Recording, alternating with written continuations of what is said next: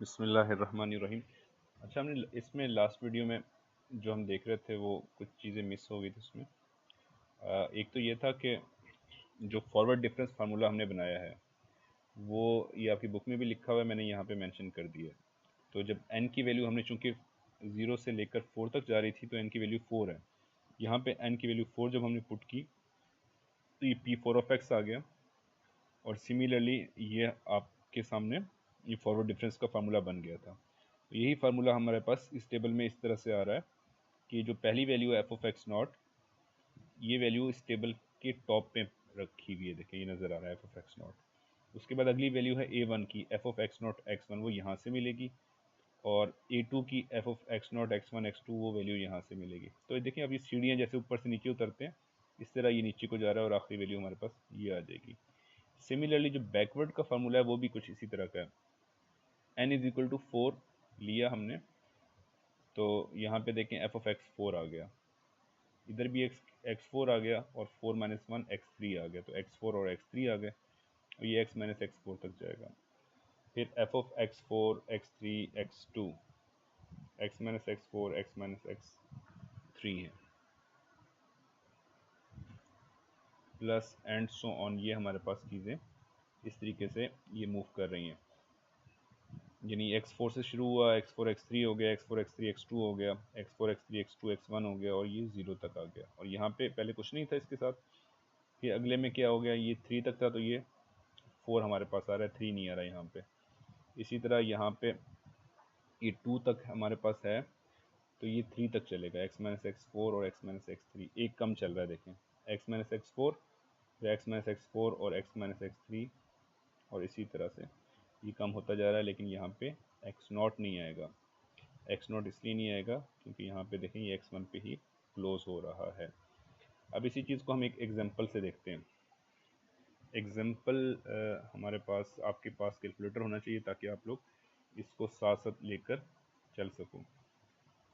तो उसी तरीके से हम इसको डेवलप करने की कोशिश करते हैं। X i f of x i, ठीक है। और स्टार्ट में देखें हमारे पास वैल्यू जो है वो 1.0 है, फिर 1.3 है, फिर 1.6 है, 1.9 है, और 2.0 है। अच्छा, मैं बजाय इसके कि खुद लिखूं, मैंने ये कॉपी पेस्ट कर लिया और यहीं से मैं लेके चलता हूँ। तो इसको आपने कंसिडर करना है कि ये है मेरे पास एफ ऑफ एक्स आई इस फॉर्म में है, ठीक है, एंड दिस इज एक्स आई। तो अब जो फर्स्ट डिवाइडेड डिफरेंस होगा, एफ डी डी जैसे हम कह रहे होते हैं, अभी अगर आपके जहन में फार्मूला है तो हम इसको डायरेक्टली लिखने की कोशिश करेंगे। और ये वैल्यूज़ हमारे पास ऐसे हैं, एक्स आई प्लस वन, ठीक है। तो जब आई की वैल्यू हमने 0 रखी तो ये एक्स नॉट और एक्स वन रहा। अब आपने ये जहन में रखना है कि ये एक्स नॉट है, ये एक्स वन है, ये एक्स टू है, ये एक्स थ्री है, और ये एक्स फोर है। इसी तरह ये एफ ऑफ एक्स नॉट है, ये एफ ऑफ एक्स वन है, एफ ऑफ एक्स टू है, एफ ऑफ एक्स थ्री है, एफ ऑफ एक्स फोर है, और ये डिफरेंस की फॉर्म में लिखा हुआ है। तो अब जो मेरे पास पहली वैल्यू आनी है वो आनी है F of X not X one की।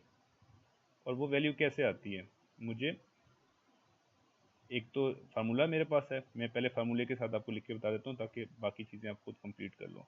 अब फार्मूला हमें ये बोल रहा है, नॉर्मली जब हम कर रहे होते हैं क्वेश्चन तो ये चीज़ें हमारी जहन में होती हैं, हम इसको लिखते नहीं होते हैं। तो अगर आपके जहन में वो पूरा टेबल मौजूद है जिसको याद रखना आसान है तो ये बड़ी आसानी से लिख लेंगे। अब होना क्या है कि आपने इस फार्मूले को भी याद रखने की ज़रूरत नहीं रहेगी अगर आपको समझ आ गई। तो दूसरी वैल्यू को, नीचे वाली वैल्यू को ऊपर वाली वैल्यू से माइनस कर रहे हैं। क्यों माइनस कर रहे हैं, ये हम माइनस इसलिए कर रहे हैं क्योंकि ये हमारे फार्मूले में इस तरह से हो रहा है।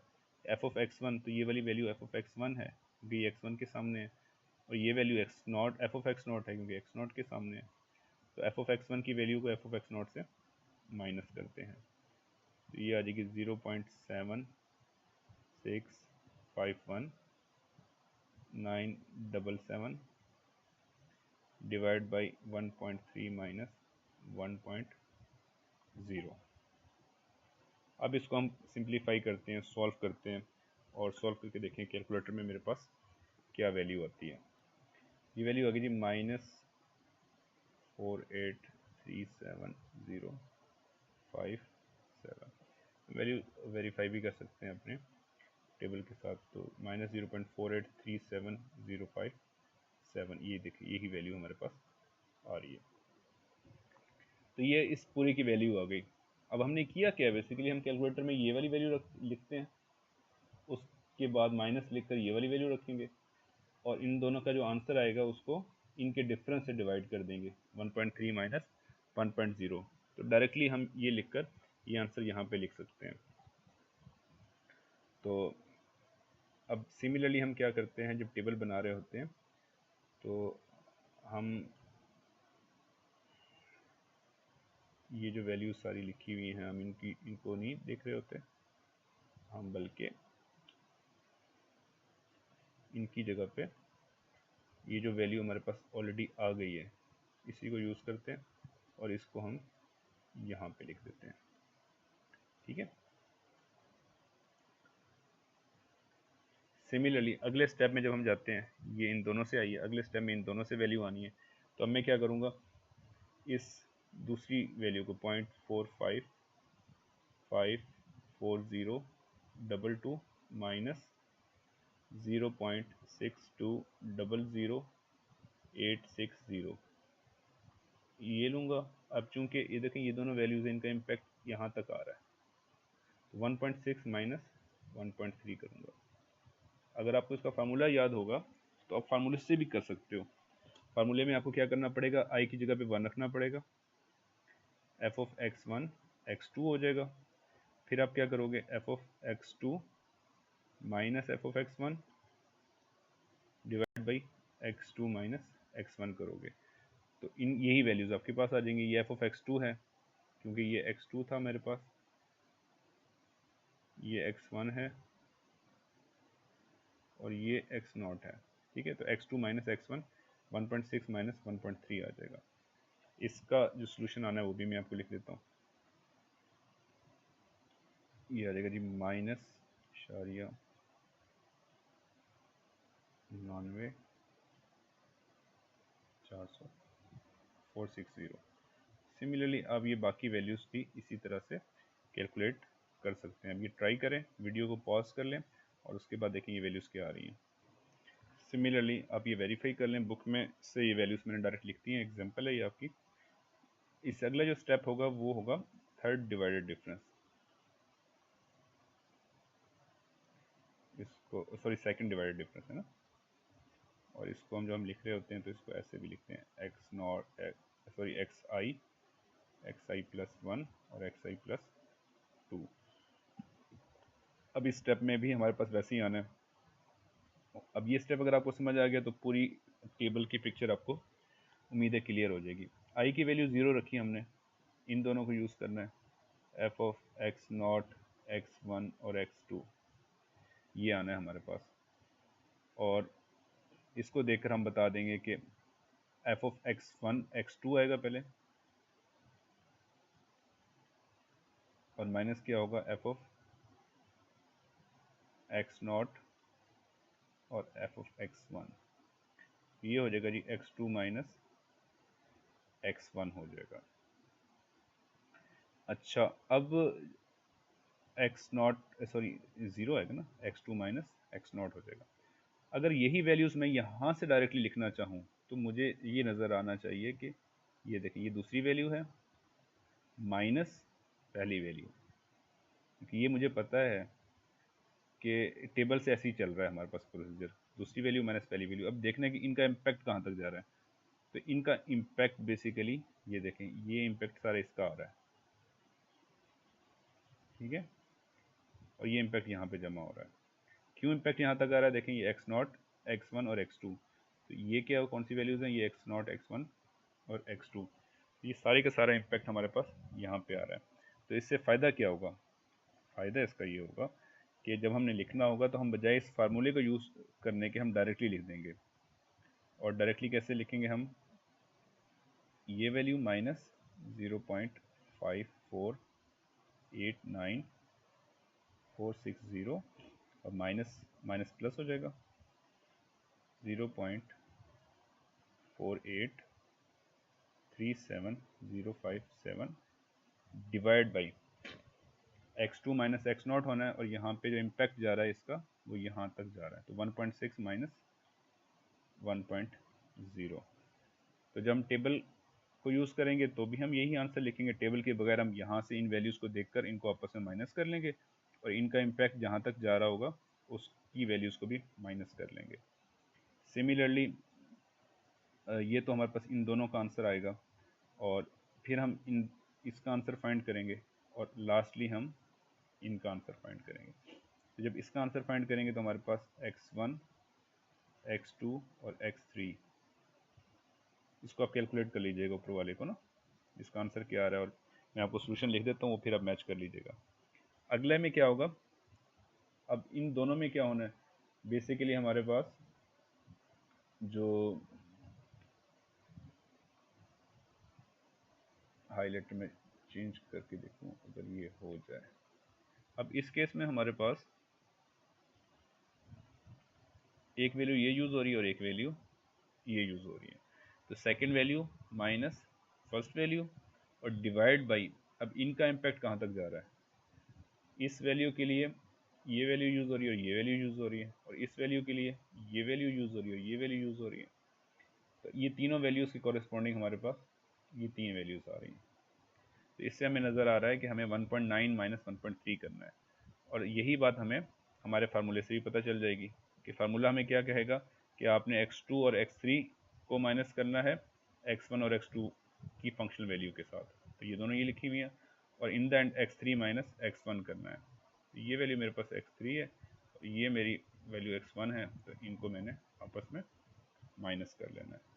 तो सिमिलरली आप लोग यही काम यहाँ पे कीजिएगा, 5786120 माइनस माइनस प्लस हो जाएगा 0.5489460 और डिवाइडेड बाई हो जाएगा 1.9 माइनस 1.3। अब इसी तरह आप आगे लेके चलें और अपने टेबल को कंप्लीट करें। मैं इसके जो आंसर्स आ रहे हैं वो मैं आपको लिख देता हूँ। ये आपके पास आंसर्स आएंगे, इनको आप वेरीफाई कर लीजिएगा।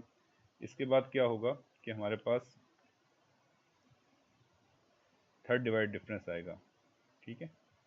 उसमें आपके पास मज़ीद इसको माइनस 0.0494433 माइनस और माइनस प्लस हो गया, तो ये हो जाएगा 0.1087339 और डिवाइड बाई, अब इसका इम्पैक्ट जो है ना वो कहाँ तक जा रहा है, ये सारा इम्पैक्ट जा रहा है 1.9 माइनस 1.0। अदरवाइज आपके पास ये जो फार्मूला है इसमें से भी आप देख सकते हैं, आई की वैल्यू i+1 i+2 और xi+3। तो आई की वैल्यू जब 0 रखेंगे तो x0 से लेकर x3 तक जाएगा, और ये डेफिनेटली x0 x1 x2 और x3 है। इनको डिवाइड करेंगे, आपस में सिंप्लीफाई करेंगे, आंसर आ जाएगा। सिमिलरली इसको इससे माइनस करें और इसका इम्पैक्ट हो जाएगा 2.2 माइनस 1.3। ये माइनस करके आप यहाँ पे सॉल्व करेंगे तो आपके पास ये वैल्यूज़ भी आ जाएगी। तो अब आपके पास टेबल में हम देख लेते हैं, ये बुक में आपके पास टेबल बना हुआ है, ये सारी की सारी वैल्यूज़ हमारे पास आ चुकी हैं।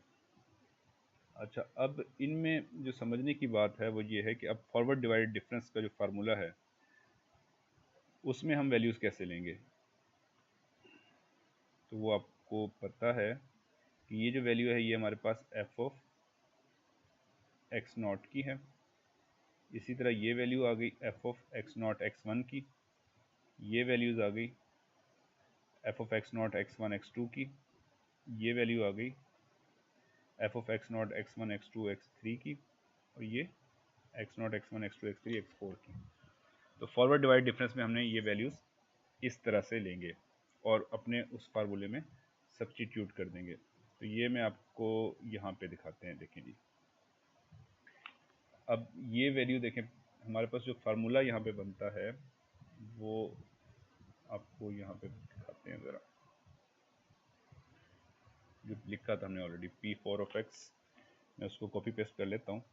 अच्छा जी, अब इनमें वैल्यूज़ हम यहाँ पे सब्सटीट्यूट कर देते हैं। ये P4 मैंने जो फॉरवर्ड डिफरेंस का था वो मैंने कॉपी पेस्ट किया है ऊपर से। तो देखिए f(x0) की वैल्यू मेरे पास है 0.7651977। ये मैं इस f(x0) की जगह पे ये वैल्यूज लिख देता हूँ। ये है जी 0.7651977 651977। इसी तरह जो दूसरी वैल्यू है f(x0) x1 की, वो मेरे पास ये वाली वैल्यू है। ठीक है, तो इस वैल्यू को हम यहाँ पे सब्स्टिट्यूट कर देते हैं। ये है -0.48, तो ये माइनस आना चाहिए यहाँ पे बेसिकली 0.483705 और साथ में क्या देगा x माइनस x0। अब x0 आपके पास क्या है, ये आपको यहाँ पे लिखा हुआ नज़र आ रहा है 1.0। ये 1.0 मेरे पास आ गया। सिमिलरली इसी तरह ये हम वैल्यूज़ यहाँ पे सब्स्टिट्यूट करते जाएंगे और हमारे पास बाकी वैल्यूज़ आनी शुरू हो जाएंगी। अब अगली वैल्यू जो है हमारे पास वो है -0.108739।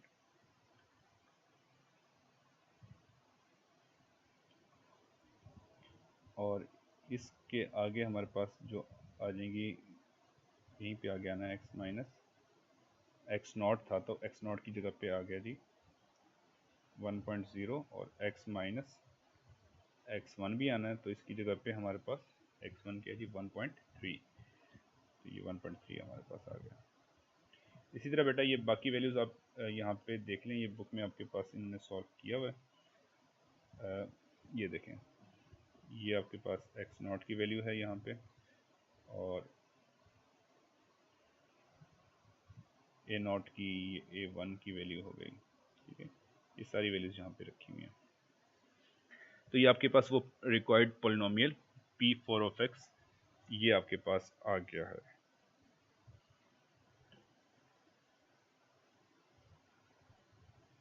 मैं इसको रख भी लेता हूँ। मज़ीद ये हमारे पास